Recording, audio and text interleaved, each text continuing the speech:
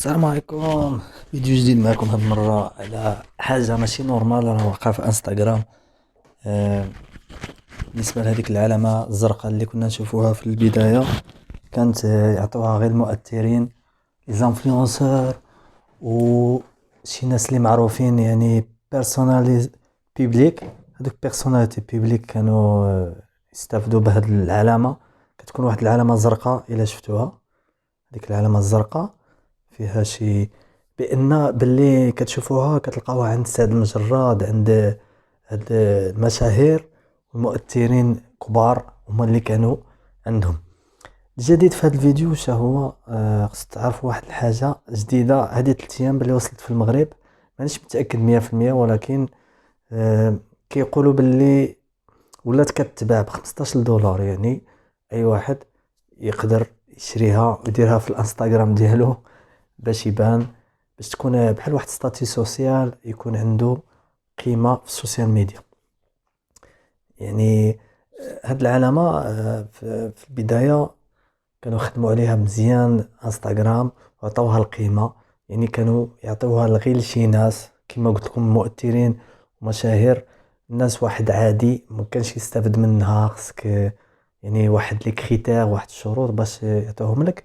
هذوك الشروط صعاب باش يكونوا عندك، نجيكم صراحة. ولكن الجديد اليوم هو هاد العلامات تباعوا في انستغرام بعد شي 44 مليون علامة. المهم ربحت منها، ما عرفتش العدد شحال ربحت، ضربت واحد ضربة صحيحة. ولكن خدمت على هاد العلامة قبل، يعني عطاتها واحد لا فالور، واحد القيمة.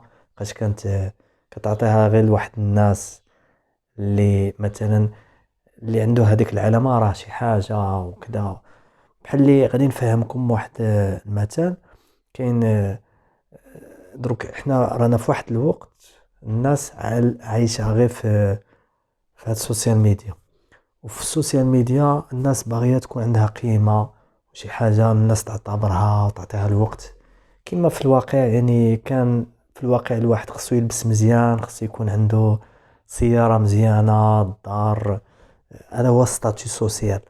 دوكا ستاتيو سوسيال نقز الانستغرام وهاد السوشيال ميديا، وهذيك العلامة الزرقاء اللي كتكون في البروفايل ديالك كتبرهن بان عندك شي حاجة كبيرة في الانستغرام.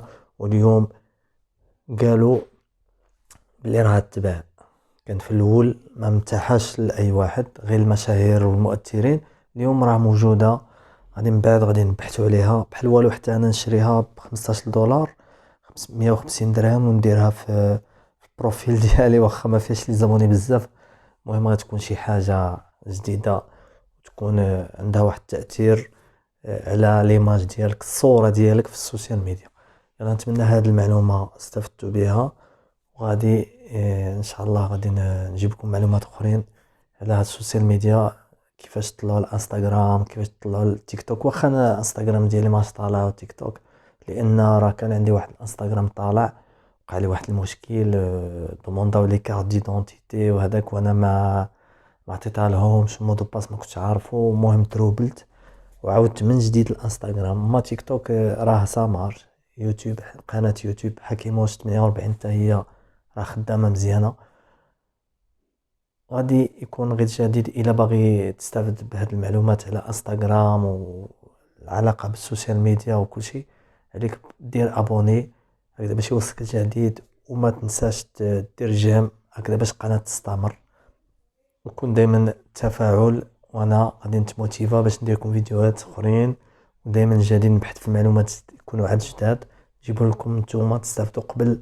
اليوم المعلومة هي كل شيء. يلا كيس.